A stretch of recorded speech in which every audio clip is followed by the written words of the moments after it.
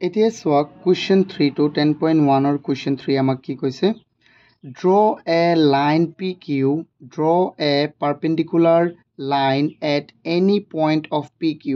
Take a point R on the perpendicular line which is 5.6 centimeter away from PQ. Draw a line through R which is parallel to the PQ. কি কৈছে এটা তুমি line অঙ্কন কৰা প্ৰথমে PQ এটা ৰেখা অঙ্কন কৰা PQ এই ৰেখাটোৰ ওপৰত যিকোনো এটা বিন্দুত এটা কি লোৱা লম্ব লোৱা পারপেন্ডিকুলার লম্ব যি নেকি 90 ডিগ্রি হৈ থাকে মানে লম্ব টেক এ পয়েন্ট আর এটা এই লম্বটোত কি লোৱা on the perpendicular which is 5.6 centimetre away from PQ এই লম্বটোত এটা পয়েন্ট লোৱা 5.6 সেন্টিমিটাৰ কোৰ পৰা লবা কোৰ পৰা দূৰত্বটো গণিবা তুমি PQ ৰ পৰা draw a line through R which is parallel to PQ আৰু এটা আমি লাইন অঙ্কন কৰিব লাগিব R ৰ মাজেৰে যেটো কি হ'ব PQ ৰ সমান্তৰাল হ'ব সো এটো বহুত সহজ আমি এবাৰ চাও সুন্দৰকৈ চোৱা প্ৰথমে এটো হৈ গল আমাৰ 10.1 ৰ কোৱেশ্চন 3 সলিউশন প্ৰথমে আমাক এটা লাইন অঙ্কন কৰিব দিছে লাইন মানে কি ৰেখা প্ৰথমে আমাক এটা ৰেখা অঙ্কন কৰিব দিছে সো ৰেখাটো আমি অঙ্কন কৰো কিমান কৈছে ৰেখাটো একো কোৱাই নাই ড্ৰ জাস্ট আমাক কৈছে ড্ৰ এ লাইন তো আমি এটা কি কৰো লাইন ড্ৰ কৰো তো আমি এটা লাইন ড্ৰ কৰি আছো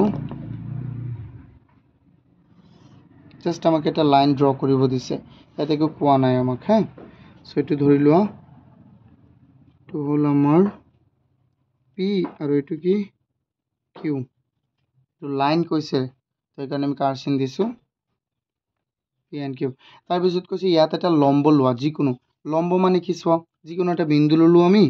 ইয়াত এটা লম্ব ললে আমি হদাই কি কৰিব লাগিব চোৱা 90 ডিগ্ৰী হ'ব ন দুইফালে তেন্তে ইফালে 90 ডিগ্ৰী ইফালে 90 ডিগ্ৰী চোৱা মই কেনেকৈ লৈছো এই যে বস্তুবোৰ আছে চোৱা এই যে এইটো যে আছে এই ৰেখাটো এই ৰেখাৰ ওপৰত হ'ব লাগিব আৰু যেটো তুমি বিন্দু লৈছা এইটো ইয়াত হ'ব লাগিব সো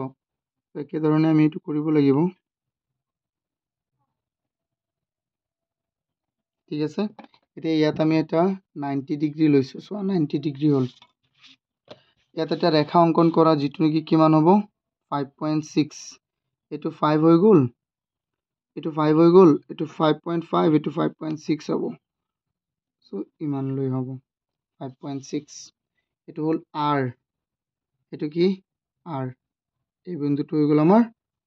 R বিন্দু ওকে এতিয়া সোৱাচোন আমি কি কৰিম এতিয়া কৈছে এই R ৰ মাজেৰে এনেকুৱা এটা ৰেখা পঠিওৱা এনেকুৱা এটা ৰেখা লিখা যেটো নেকি PQ ৰ কি হয় সমান্তৰাল অৰ্থাৎ তুমি কি বুজিব লাগিব যে ইয়াত যিমান কোণ হ'ব তাতো কিমান কোণ হ'ব ইয়াতো ইমানেই কোণ হ'ব তেতিয়াহে এটো একান্তৰ কোণ হ'ব হয় নহয় চোৱা ঠিক একে ধৰে আমি আগৰ নিচিনা কি কৰিম চোৱা ইয়াত এনেকৈ আমি ললো এটো আধাতকৈ বেছি লব পাৰা কম লব পাৰা বা একেবাৰে সৰু লব পাৰা ললে হল ইটস আপ টু ইউ তুমি এটো এনেকেও নিৰ্ণয় কৰিব পাৰিবা চোৱা এনেকে দি কিন্তু আমি দুইভাবে শিকিব আছে মই এনেকে লিখি দিও দিয়া সো ইয়াত 90 ডিগ্ৰী মানে ইয়াত 90 ডিগ্ৰী হ'ব লাগে ইয়াৰ পৰা এটো 90 ডিগ্ৰী হ'ব লাগে কাৰণ ইয়াতো কিমান আছে এটা কোণ 90 ডিগ্ৰী আছে না নাই ইয়াতো এটা কোণ 90 ডিগ্ৰী আছে ইয়াতো 90 ডিগ্ৰী আছে সো ইয়াত 90 ডিগ্ৰী হ'ব লাগিব 90 ডিগ্ৰী আমি বনাই দিও যিকোনো এটা ঠাইত এটো হৈ গল 90 ডিগ্ৰী এতিয়া R আৰু এই চিহ্নটো সংযোগ কৰি দিয়া আমাৰ হৈ গল উত্তৰটো